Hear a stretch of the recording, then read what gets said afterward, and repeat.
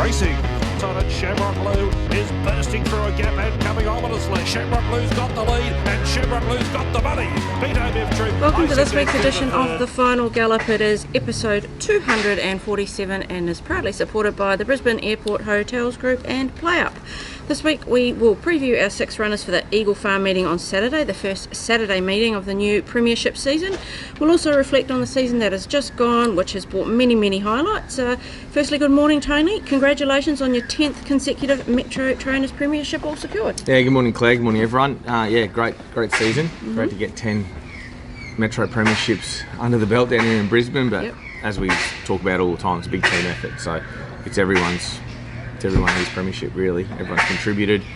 Most importantly, these things in the background here, these horses, have contributed the most, and all their wonderful connections that have entrusted their care with us. So we can't do that, our job, unless we have the horses, so we'd certainly thank all our clients for supporting the stable throughout this year, and I'm sure you're all well aware of all the hard work that goes in from our whole team here at Golan Racing to do it. So we thank you, and I certainly thank all my crew, because they do an awesome job day in, day out.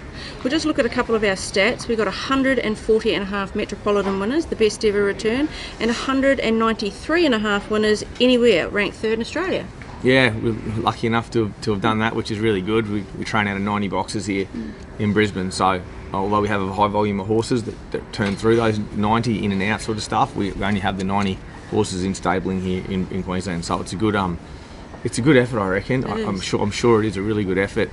140, it's a new record, broke our previous record, and our state records, we broke that as well. So there's a few things we've done well. We'll reflect on over the next few weeks, working out a few things we didn't do so well that we can improve on for next season. So I'm sure there's a lot of room for improvement, and stay tuned, there's a few things that we'll do better, and a little bit of expansion stuff coming up later in this season as well. So there's a few things that we can do to hopefully, maximise our returns to our clients again this upcoming racing season. Shortly we will have a look at some of the highlights for the season, but before we do, we have our latest competition with our partners, the Brisbane Airport Hotels Group. The prize this time is a $200 voucher for the Crib Island Beach Restaurant at the Ibis Brisbane Airport. To enter, just head to our Facebook page and look for this week's post about the Final Gallop. Click on the link we provide and enter your details to go into the draw.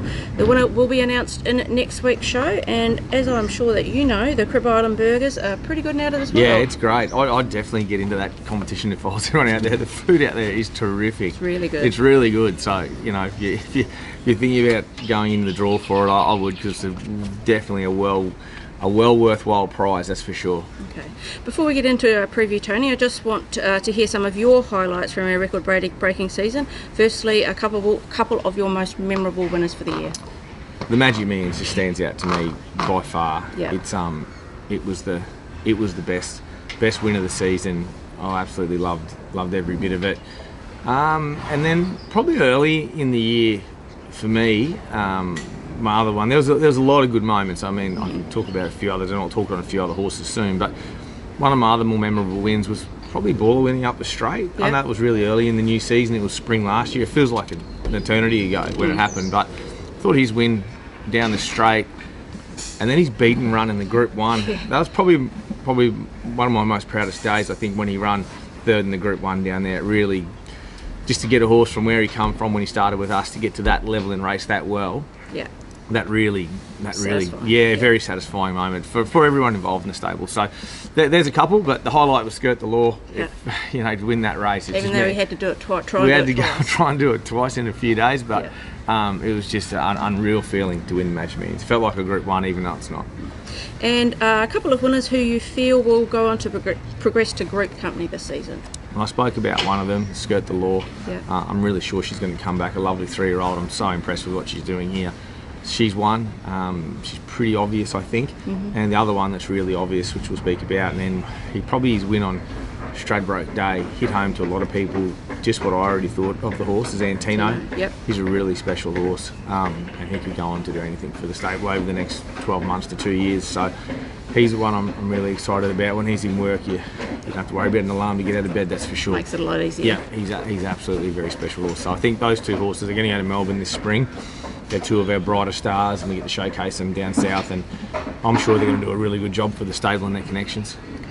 On to the Brisbane Racing Club Metro meeting at Eagle Farm on Saturday. The rail is in the 5 metre position. The track is currently a good 4 with a forecast for mostly fine days ahead. We have had a little couple of showers this morning. The rail does go out 2 metres from last Saturday. What do you think the track will be like? Yeah, good question. I'm not sure. It's racing really well. Just holding a bit of moisture, and as we said, mostly fine days. It's anything other than a fine day here at the moment. We've had these little scuddy showers going over, and I'd imagine that'll keep moisture in that top level of the track because it's been holding it in there just with the irrigation, let alone showery weather. So, there's a chance of a few mil most days. It's all coastal stuff, so I don't know how much we'll get here, but I'd be prepared to say this track will play on the soft side. But it certainly hasn't been a deterring track for any horses. It just means that the time's that little bit slower. There's a little bit more give in the ground. And I think it'll race really well, really well. It's raced exceptionally fair in my mind. I think it'll race really well. We will kick off the preview with race 1, which is the Class 3 plate over the 1,000 metres. Devastating will run 57.5 kilos. Jimmy Orman on board. Barrier 6. He is paying with play up $5 to win and $1.85 for the place. He is second up on Saturday, coming off a half a length second at this track and trip when he was first up. Yeah, he was good. He's one that probably first up probably appreciated a touch firmer deck. He got quite a probably a soft 6 that race 1, and it's probably going to be very similar again Saturday. But that run under his belt will help him. He was a long time off, out of action. I didn't want to offer many excuses for that, but I mean, what can you say? They definitely improved for the run. He appears to have improved again. He's in the same grade. He maps to get a lovely run. It looks to be one leader going to roll along. We look to be second or third in the run. So he gets a good run. He'll be there to attack that lead, and then it's a matter of holding off the finishes. But I think he's very well placed. He's around about the $4.55 mark, and I think he's the right price there, and he looks a really good chance. Okay. Next one we'll go on to now is race 3, which is the 3-year-old benchmark 70 handicap over the 1,200 metres. Omalana runs. She'll carry 55.5 kilos. Kyle Wilson-Taylor will ride her. She's drawn barrier 7 with play up. She is paying $14 to win and $3.40 for the place. She did secure a 2-year-old win last start, which was 3 weeks ago, finishing strongly through the line over the 1,000 metres at the Sunshine Coast. Yeah, she's a filly that she enjoys to be just ridden that little bit quite early, get into a stride. She was great over the 1,000 inch. Jones rode her that day, and she had to go inside and sort of come back out. And it was a good win for a filly having her second start. Her race marks were really good, and from where she's drawn, she'll just drift back in the second half of the field here and be strong late. I'm surprised at where the market has her. Obviously, they don't probably rate that maiden form as highly, but she's very much an improving filly. She's a lovely, strong thing, and 1,200 will definitely suit in the big track of Eagle Farms a plus as well. So for me, she's a really good chance. The right, so Saturday race to go to. There's a couple of shorter priced horses that have got good form, and they'll be the ones to beat. Race 4 is the benchmark 85 handicap, run over 1,000 metres. We have 2 in this. We'll start with Shamrock Lou. He'll carry 56 kilos. Jimmy Orman will ride barrier 1. He is paying $5 to win and $2 for the place with play up. He was much improved last start when third in a blanket finish at the Sunshine Coast over the same distance. Love my chances in this race. Like his chances. I love the where he's drawn.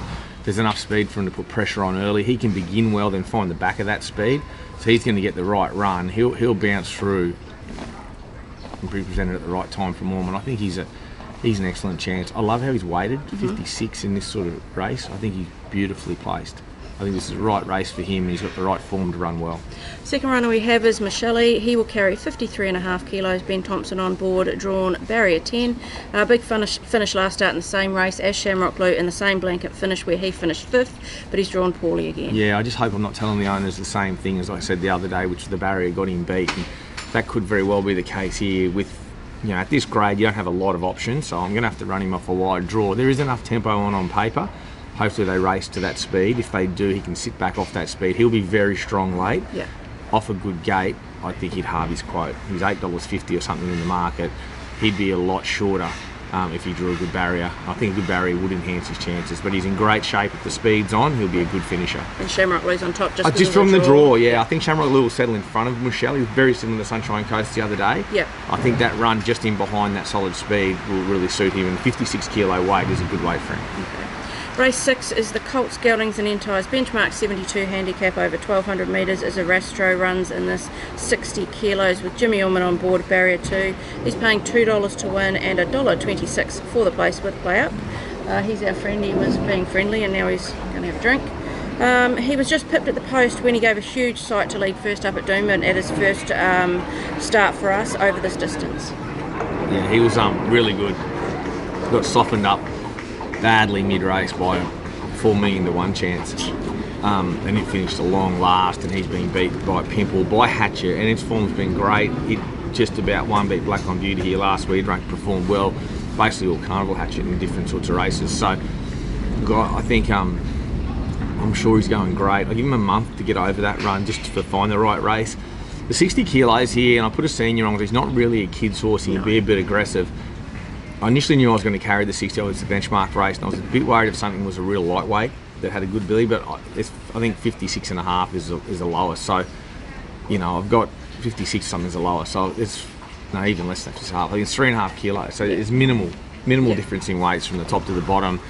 So I think he's exceptionally well placed. He looks to be the horse to roll forward. If something really wanted to lead, I could sit second or third on him. Mm-hmm. It's no big deal. He's an on-pace runner. He's improved significantly for the first run. A little bit of cut in the ground at Eagle Farm will really suit him. He's my best chance on the card, and I expect him to salute accordingly. Okay. Race 7 is the No Metro Wins handicap run over 1,400 metres. Brentwood will run in this with 53.5 kilos. Ben Thompson rides barrier 7. Brentwood with play up is paying $3.10 to win and $1.50 for the place. He has won 3 of his last 5 starts, including a dominant last start win at Doomben over the 13.50. He's just a very much improved horse. He looks fantastic.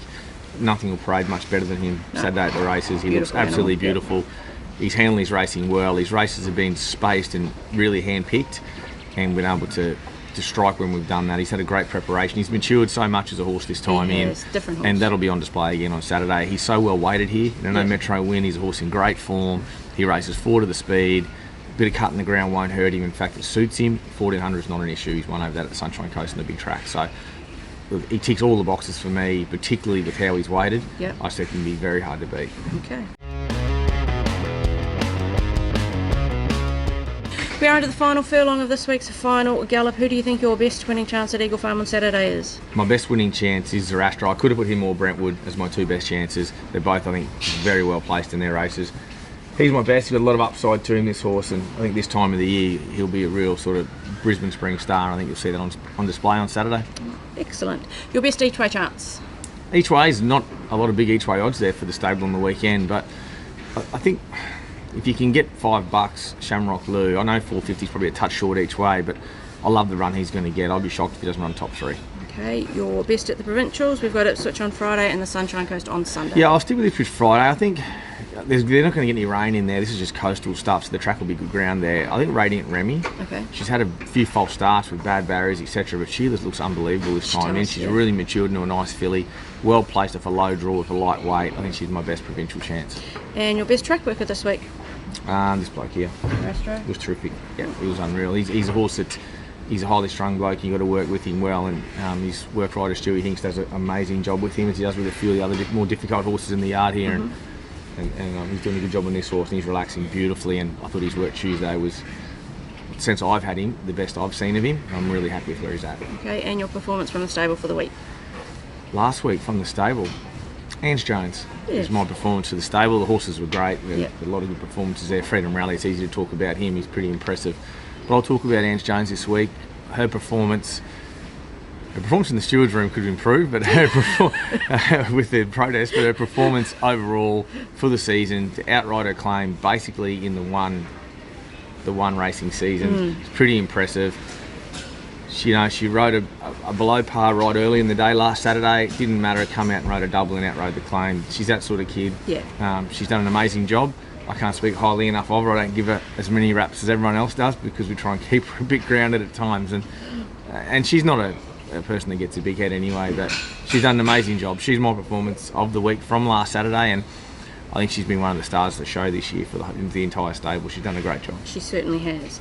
Now, courtesy of Play Up, it is this week's stable special offer, and it is Brentwood to run top 2. Last week they did offer $3 for Black on Beauty to finish top 2, and she certainly delivered for the punters, and hopefully they can get it with Brentwood this week. Yeah, these offers have been great. We've nailed them more than we've been beat, which is good, and it's not easy in punting, in the punting world. When you think he's about $3.40 to win, and he's Yeah. a horse that's going to predominantly make his own luck, he's going to be in the first 3 or 4 in running. So I think it's a great offer. I don't know how much you can get on. I think I say that every week. It's $50 or something. Just take it. Take it. Take Absolutely. it and get the cash. Buy yourself some takeaway dinner. Fair enough. Okay, it is time for Cav's Corner, supported by the Brisbane Airport Hotels Group. He missed his multi last week with his second lead.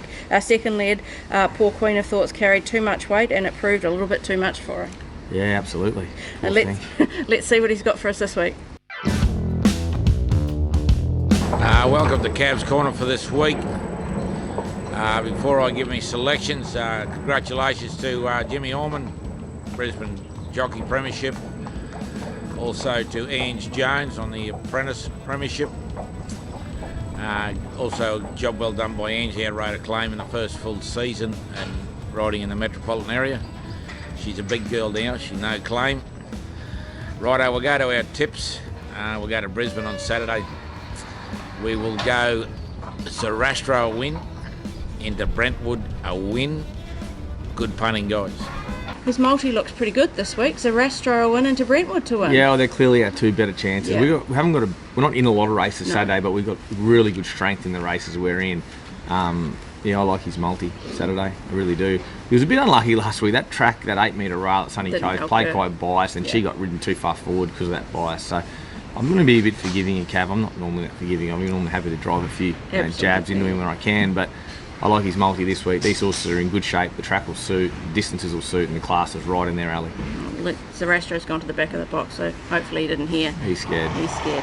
Anyway, good luck on Saturday at Eagle Farm, Tony. Hopefully we can start the new season in style. Yeah, thanks, Claire. We started on Wednesday. We're trying Yeah. to double straight away, which is great for the stable. And I want to reiterate again, just want to thank everyone out there who supports the stable throughout the last racing season. We can't do what we do without your support, whether it be betting on our horses or owning horses with us, etc., etc. So we want to thank you, our supporters, for supporting the Golden Stable over the last season. Hopefully we can give you plenty to cheer about in this coming season. Absolutely. Best of luck to everyone for the upcoming weekend and season.